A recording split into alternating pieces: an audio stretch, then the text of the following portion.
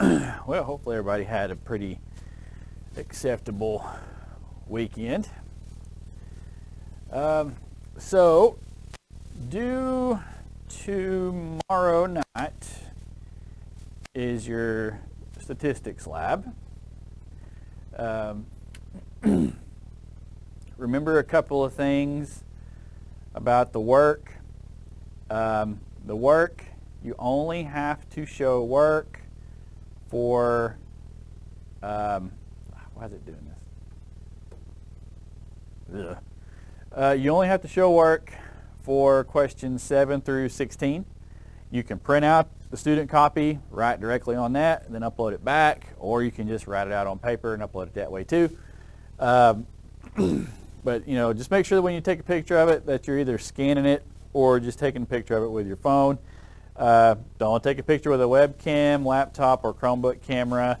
Please don't upload a blank copy of the student thing. If you are downloading it to print it, don't upload the blank one back to me. And then, don't correct it after you do the answer entry and realize that you missed a couple. Also, the answer entry is not going to tell you what the correct answer is on this if you miss it.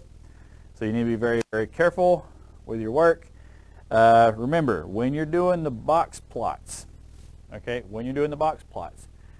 things that you're checking, one, which box plot looks like mine?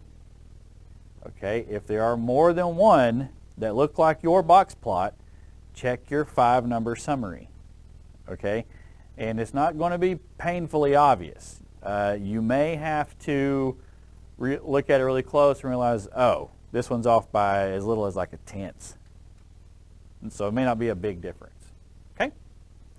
Just make sure you work on that. If you have any questions, just, double check with me. So today, hop over to the probability lab. And there, bless you, there are a couple resources already in here. I've already got about 3 videos in. But at the top, there is a, updated copy of my notes for probability. So you want to click on that, and I probably should have said right click on it and open it back up that way. I apologize. Gotta love the Moodle updates. They giveth and taketh away. All right. So again, let me get this. Hopped over to this. Okay. So again, this is going to have the first part of statistics on it. Okay. So just kind of scan back through that as you make your way towards probability. Remember that the way that you graph the 5-number summary is different than the way that you find it. Not the way, the order. The way that you find it, the order that you find it in, lower extreme, upper extreme, median, lower quartile, upper quartile. Because the first thing you do with these number sets before you do anything else is always put them in order. Very good. Yeah, put them in order. And then when you put them in order, your lower extreme and your upper extreme, they're going to pop out. It's your first and last number. You can't find the quartiles until you find the median, because the quartiles are the medians of the lower and upper halves, and you cannot find the median of the upper and lower halves until you've made the upper and lower halves, and you make the upper and lower halves by finding the median of the entire set. Make sense? Okay. And then the scatter plots, positive, negative, no relationship, or I think the book calls it no correlation. Remember, positive is when both values are increasing in value. Okay? Negative, your x value is increasing, but your y value is decreasing. So it makes values that start out high up on the graph, and then go down. And then no relationship, nothing's happening. One is not affecting the other strongly enough to determine whether it's positive or negative. All right, so an example of a positive relationship we said was, month or time in months and average temperature change from January to June as the time and months went up from January, the temperature goes up, right, as you move from the winter months to the summer months. So positive, positive, or no, sorry, increase, increase, that's a positive graph. Negative relationship, one value is increasing, the other one is decreasing. So at 1,000 feet on this one, you might have somewhere around 45 psi, but the higher up you go, the lower your psi gets. So one is increasing, the other is decreasing, that is negative. And then no relationship, again, one has nothing to do with the other. Okay? So yeah. All right, so let's start talking about probability. Okay?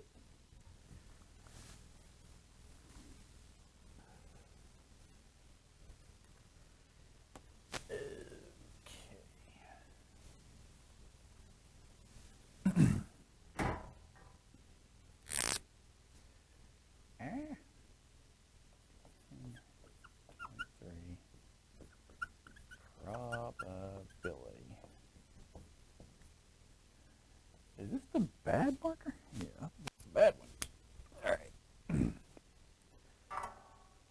So there's 4 things that we're going to be looking at with probability. And, well, really just 3. We'll talk about C, but there's really just 3 of them that we're going to look at because oh, I didn't turn my screenwriter on. Shame on me.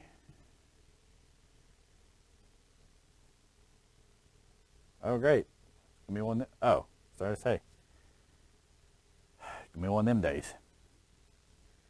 All right, glass. Yes, what we need. All right. Sorry for the delay. Okay.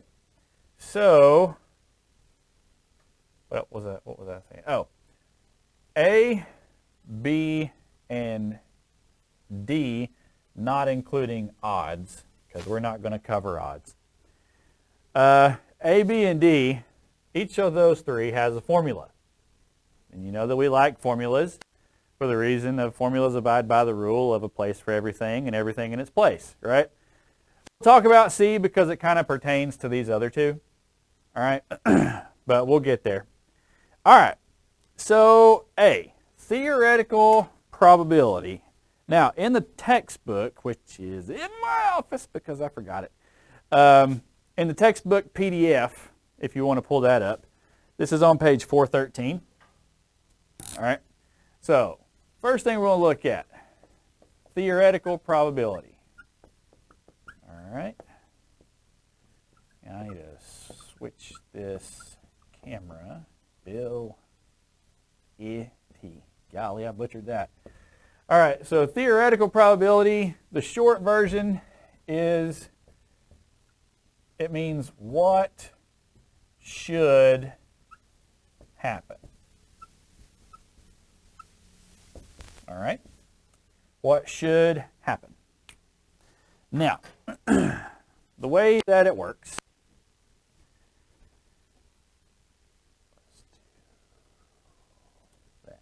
let's just do that. Okay, so the way that it works is it's assumptions, right? So it's the assumption that all outcomes are equally likely, okay? And it's determined by taking the number of ways an event can occur and you divide it by the total number of possible outcomes, all right? So, in other words, you're taking information that you know quantities of, like, you know, how many sides are there to a coin? 2. How many sides of a regular die? 6. How many cards in a deck? Okay. So if you take stuff like that and you say, okay, well, if you have 52 cards in a deck, what's the theoretical probability of drawing an ace out of that deck? How many aces are in the deck? 4. Right, so it's 4 over 52. Then if you can reduce it, then reduce it. So that's theoretical, right? You know how many's in the deck. You know how many aces are in there. Theoretical. Okay? That meaning what should happen, right? You should have a 1 out of 13 chance of pulling an ace out of that deck of 52. Is it going to happen every time? No. But theoretically, it should happen once every 13 times, right? Now, the difference between this one and the next one is that it may not take 13 tries to pull an ace out. Okay? The formula for theoretical probability is you take, here, let me do this. All right. Probability of event A, or P of A, probability of event A, meaning, you know, just whatever you're looking for. That's all that A means. Probability of event A is equal to the number of ways that A can occur, and it's divided by the total number of possible outcomes. Okay? So get that formula down. For theoretical probability, we said that here, like here's an example. If 52 cards in a deck, what is the probability of drawing an ace? All right, well, we know that, so the total number of possible outcomes, let's do this. Okay. So the total number of possible outcomes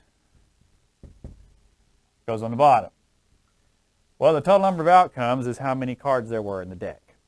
So that's going to be 52. Okay? And then the number of ways it can occur, well, how many aces did we say were in a deck? 4, right. Now, if you can reduce it, then go ahead and reduce it.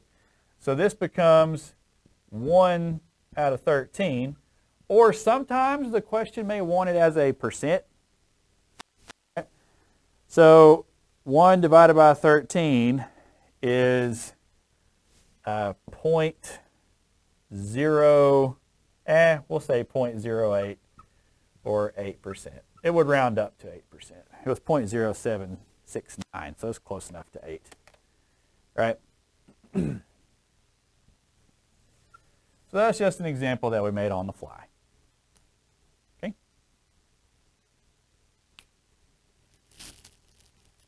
The one I've got in my notes here was one that came out of the textbook. Okay? So this is number 25 from the textbook. And it, on page 422. And it says, find the theoretical probability that a random person has a birthday in January. Now, you remember last week when we first started talking about statistics and probability, and I told you that I was not good at probability? Remember me telling you that? The first time that I did number 25, I missed it. That is not a lie to make anybody feel better. I flat out missed it. All right? Because, like I told you, I'm so bad at probability that my brain said, oh, okay, well, January. How many days are there in January? 31.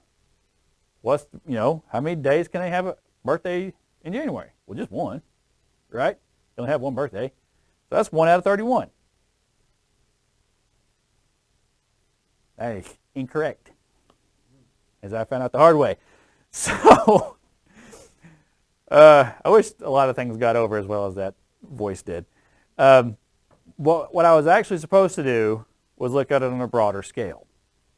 Okay, how many possible days out of the year could your birthday land on?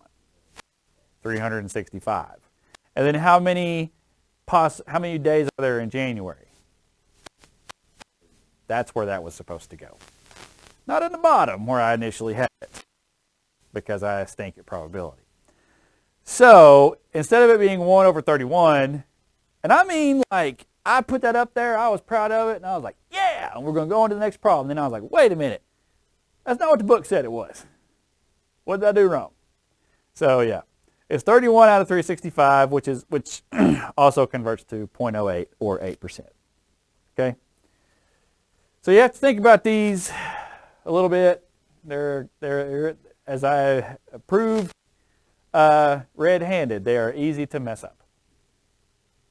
All right. But again, theoretical comes from we knew how many days there are in a year. We knew how many days there are in January. This is what it should be. Right? 31 out of 365. Now, the next one that we're going to talk about is called relative frequency probability. Okay? And now let me tell you how it's different.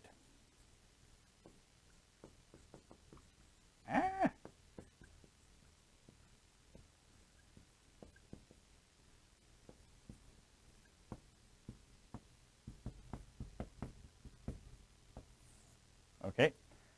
Relative frequency probability, if we're going back to the card problem for a minute, you know, in the card problem we said, okay, so there's 52 cards in a deck, 4 aces in a deck, should be a 1 in 13 chance, right?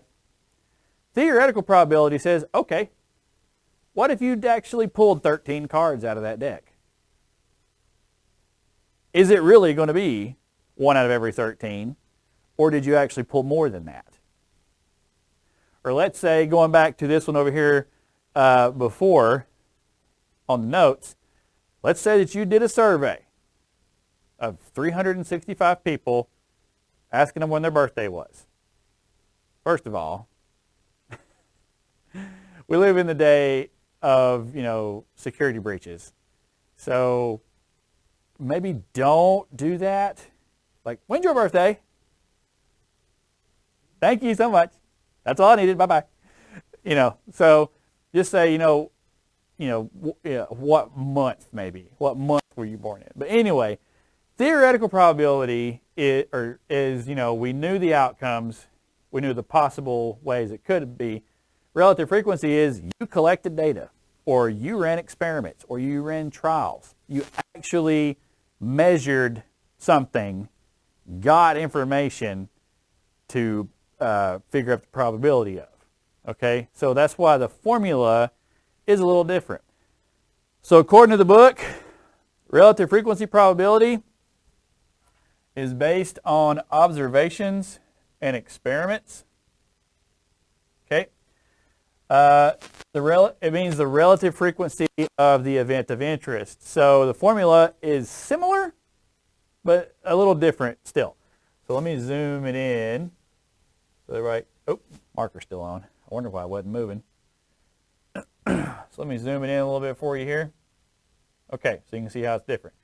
So theoretical was the number of possible outcomes divided by the total number of, no, I read that completely wrong. Total number of ways that A can occur over total number of outcomes. Relative frequency is the number of times it did occur over the total number of observations or recorded data, recorded instances. You can adjust it to fit whatever you need it to. But, like say if you were given a survey, it would be, number of people, number of people asked or something like that on the bottom. The top would still be the same because depending on what you're looking for, right? But the main difference in between theoretical probability and relative frequency probability is that while theoretical is what should happen, relative frequency is what did happen. Okay? What did happen. All right?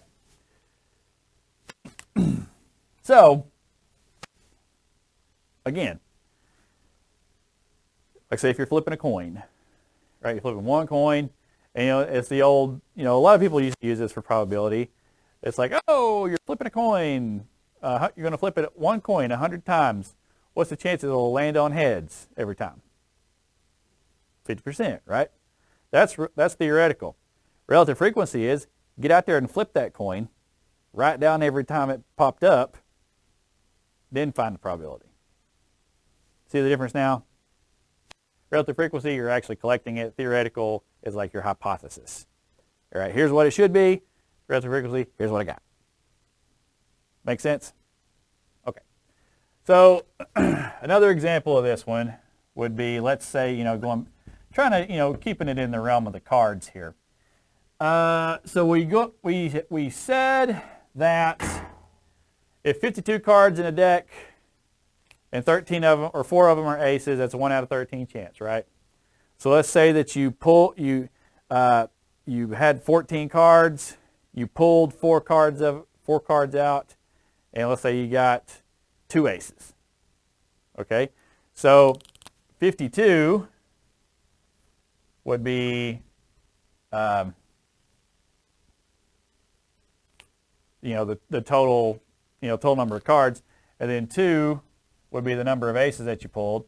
So then you could work that out that way too, that would be 1 out of 26, and then what was this, 126. 0.04 or 4%. Okay, so that's how it's different. Okay, a little bit different. A little bit of a better example because I'm terrible at making probability examples up on the fly. So here's one. All right, this one was out of the book.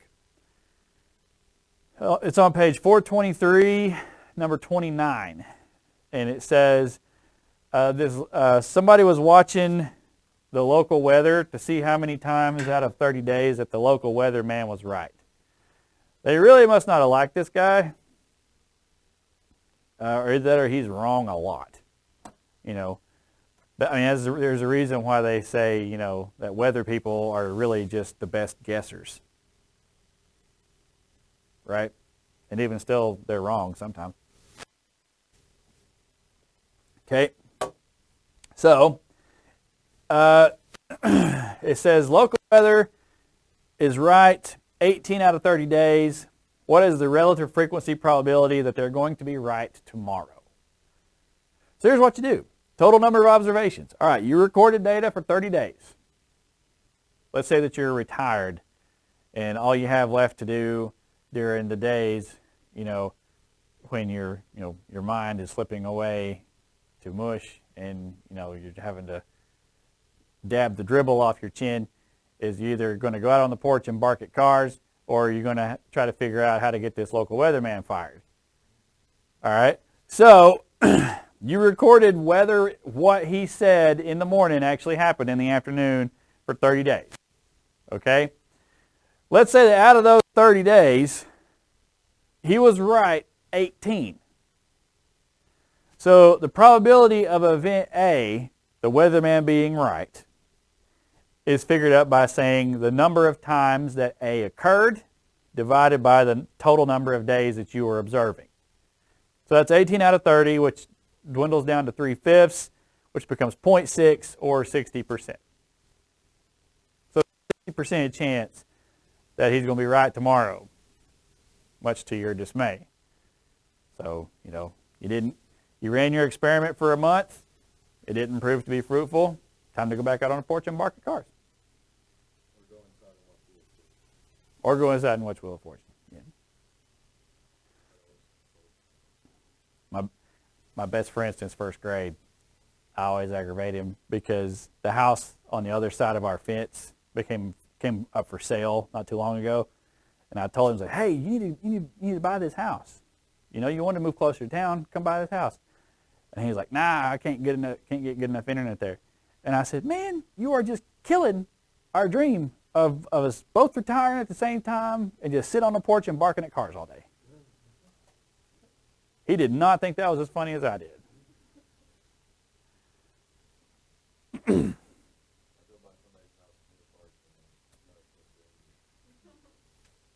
Wait till I'm like 70, though. because by then I can excuse it. Like, oh, I'm senile. Huh? But anyway, subjective probability.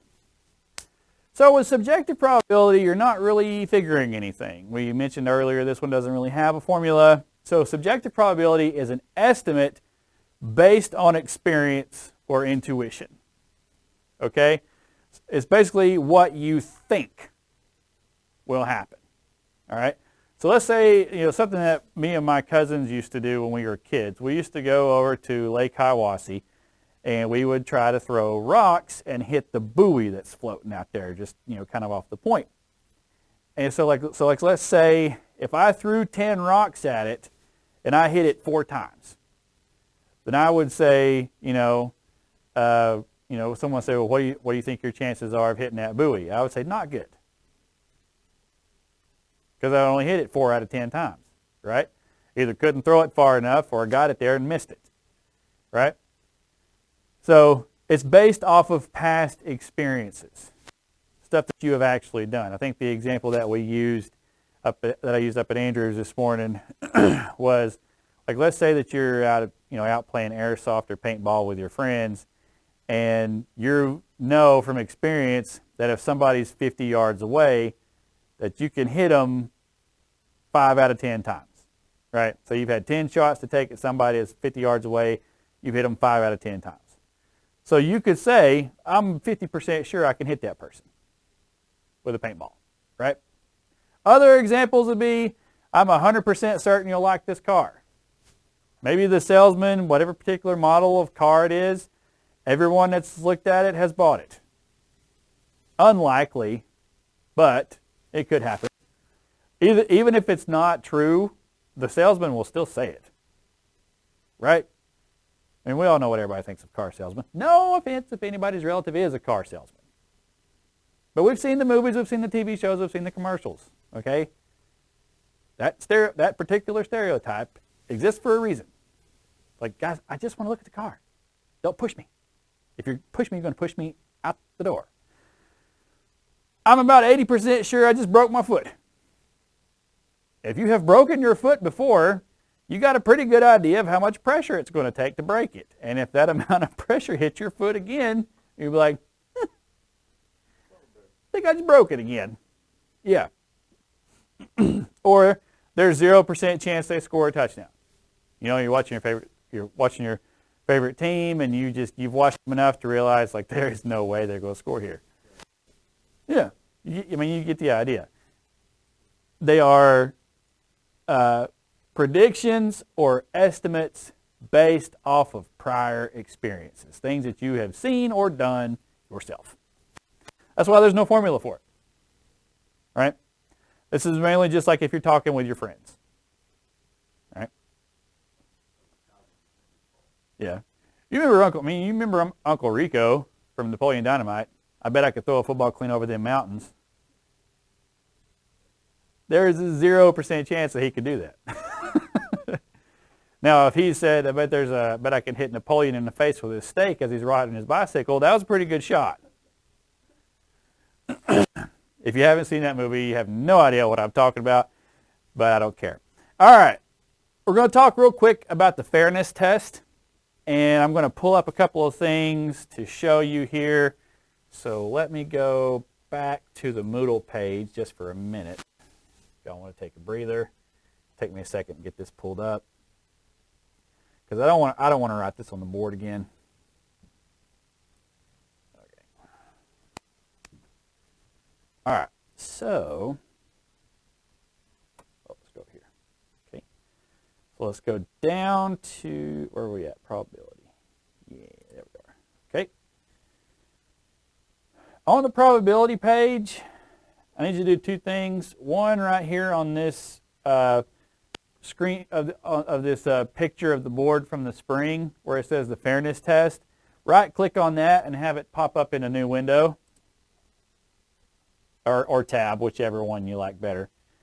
And then go to wherever you've got the textbook saved, the textbook file, wherever you've got it saved at, and pull it up. I got to remember to start doing that myself, because if I download this textbook too many more times, I think my computer is going to catch on fire.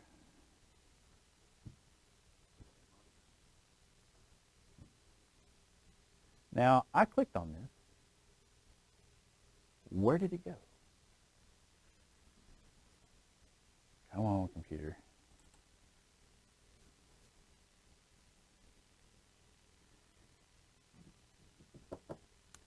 Well, I need the textbook page to make this next part make sense. I just don't know why it's not opening up.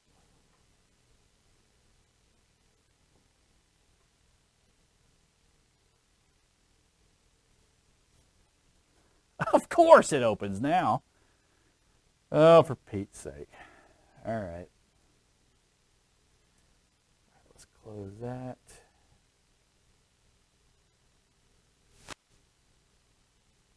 All right. So, however you got it to pull up, when the bookmarks pop up, if you click on it and open it through Moodle, the bookmarks menu pops up on the left, but since I've already got it downloaded, mine popped up on the right. Go where it says to Part 3, Probability and Statistics right here, and then click on the arrow beside it. Go to 7, Probability, and you're going to go to 7A. 7A. That's where we're at. Okay? Then after that, you can close it out. Okay. Come on. Let me scroll. Why aren't you scrolling? Oh, great.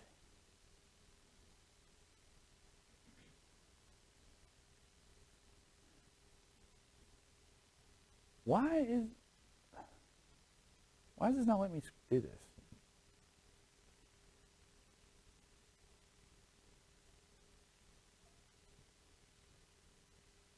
Okay, well, be that way. I guess it's one of them days where nothing's working.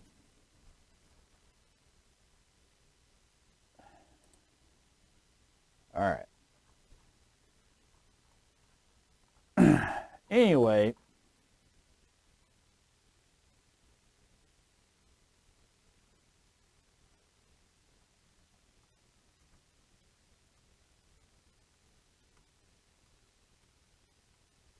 almost there. It was all at the beginning of the chapter, so, Okay.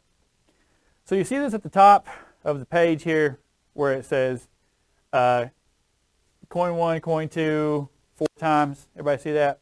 The setup for this is it's comparing theoretical probability with relative frequency probability. That's the whole idea behind the fairness test. And the idea behind the fairness test is if your relative frequency probability is close to your relative frequency, then nothing in terms of like outside factors was influencing your experiment. So there are 4 different combinations that you can get when you take 2 coins and flip them.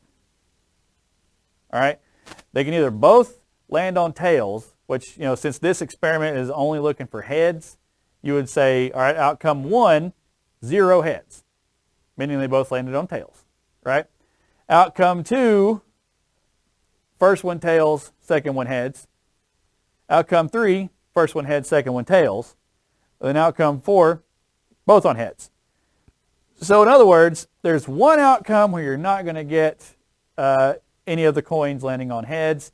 There are 2 separate ones where it could be at least one of them showing, and then there's one where they're both on heads. So flipping back to the image of the fairness test, okay? So what that means then for the theoretical probability of flipping 2 coins 100 times, which is that was what the rest of the setup was. You're going to take 2 coins, flip them 100 times, what's going to happen? Well, the theoretical probability is, so there's 1 out of 4 outcomes that says 0 heads, right? There's 1 out of 4 outcomes that says 0 heads, so it should be 25%. There's 2 out of 4 outcomes where you get at least 1, so that's 50%. And then there's also 1 out of 4 where it's 2, so back to 25%. So then, going back to the textbook, it mentioned much later in the chapter,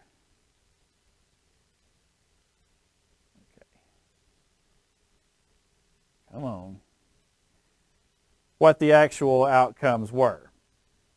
Like they actually figured it out.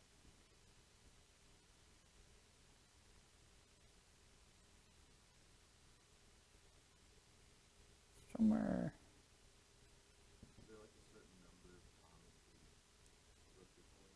In this one, it was 100. Yep. Here it is. Oh, this thing is so temperamental. Okay, yeah, so it tells you right here, you flip 2 coins 100 times, 0 heads occurred 22 times, 1 head occurred 51 times, and then 2 heads occurred 27 times. This is on page, what page is this on? 416. This is on page 416. Yeah, so those are the actual outcomes, right? You flipped them both 100 times, 0 heads was 22 times, 1 head was 51 times, and 2 heads was 27 times. Now it makes sense that at least one popped up the most because that one had the most chance of it happening, right? Because you have 2 coins and 2 different combinations where 1 head could be showing. So going back to here, relative frequency, what did happen? 22 out of 100 is 22%. That's pretty close to 25, right? 51 out of 100 is 51%, very close to 50. And then 27% is also close to 25. So this tells you, there was no, there was no fiddling with the outcome here. Nothing was, making this roll in the favor that you were wanting it to have. In other words, there was no outside bias affecting it, right? Used to, one that was pretty popular to use was, like in the middle school when we would have movie days, and I would let them vote on what movie they wanted. And I would tell them, like, don't be trying to tell other people to vote for the movie that you want. Let them pick what they want. Because that way, if they had, then it would have messed it up, right? Now, told you all that to tell you this. This is not going to be on your lab. But this is just something to keep in mind in case you ever run across this in another math class later on in life, or if you're in a science class where this might be something that you need to be aware of too.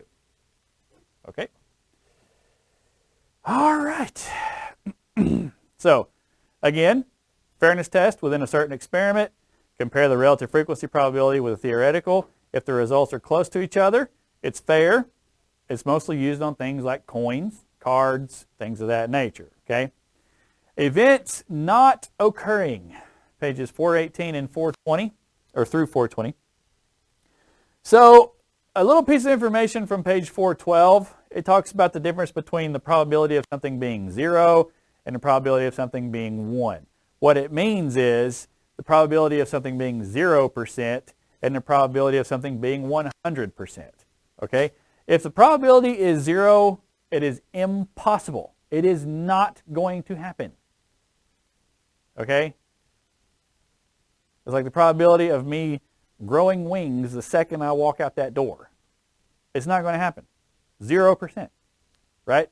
Now, the probability of me going into my office to get the video for this ready for YouTube, yeah, because that's exactly what I'm going to do. So that's probability of 1. That's 100%.